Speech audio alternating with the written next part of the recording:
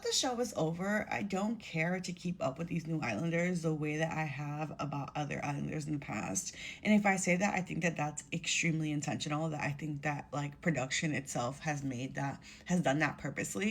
I think that production and Peacock in general do not want to create another Landria. Like, I think that they regret that she became as famous as she did, and they want to make sure that that never happens for any other Islander again.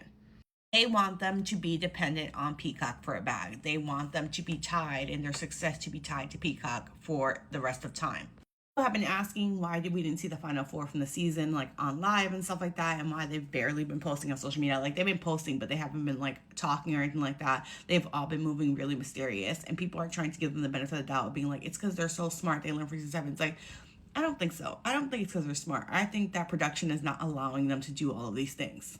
Production is doing their best to attempt to sever parasocial relationships between them and fans, and more importantly, not allowing any one single cast member to create an insane fan base behind them, which can be seen as an extremely positive thing. I think what it really makes it is so that production owns the narrative and owns the story, and also it makes it so that we don't give a fuck about them when they're no longer in the villa, right? So that it makes it so that we care about next season's Islanders, so that we end the story when the show ends.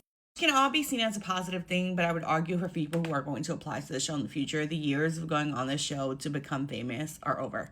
It's done. A little bit of the clips that I saw from Watch What Happens Live, I didn't tune in because, again, I realized I didn't give a fuck. Like, I was gonna tune in and I was just like, you know what? I don't actually care. And then from the clips that I saw of it, I'm like, yeah, it doesn't seem like I missed out on much. It's very obvious that they have all gone through PR training, and the answers that they were giving were PR, right? That they were told by production not to rock the boat and to keep all their answers as neutral as possible. It was a very boring episode.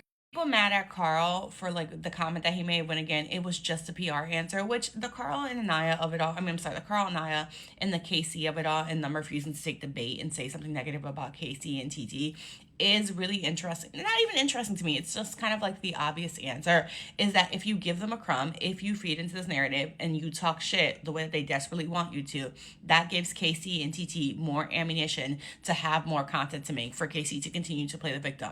Refusing to play into it and taking the high road over and over again makes it so that they have nothing else to say. What else can they say about Anaya? She keeps being like, well, I don't know. I guess if that's how he felt, he's entitled to feel how he wants to feel. If even Carl is refusing to entertain it and talk shit, then how can he continue to play victim? It is by far the smartest way to go about it. I want Carl to talk shit about KC so KC can continue to be the martyr, continue to play victim. No, don't feed into that. I genuinely just think Carl's answer was him trying to be as neutral as possible. One quick little double standard that I think is interesting that felt like a moment of honesty was kind of like Trinity obviously having a little bit of an attitude with Soul and about the fact that Soul's been talking shit on After Sun, right? And the comments that Soul made during After Sun, it's like, it's interesting to me. So it's like you guys are all making it clear that you don't fuck with Soul because Soul's been talking shit, but everybody's still cool with Zach. Zach sucks shit the whole time and nobody give a fuck. It's cool. Same exact way with Sincere. It seems like you guys are going to hold all the girls responsible for things they said, things they did, but you have all the forgiveness in the world for Zach and Sincere. That's interesting. And your argument's going to be, oh, it's because those are their friends. And it's like, that's worse. The fact they were talking shit and they were moving shady and those are your friends is worse. Again, no smoke for the guys, but all the smoke in the entire world for the girls.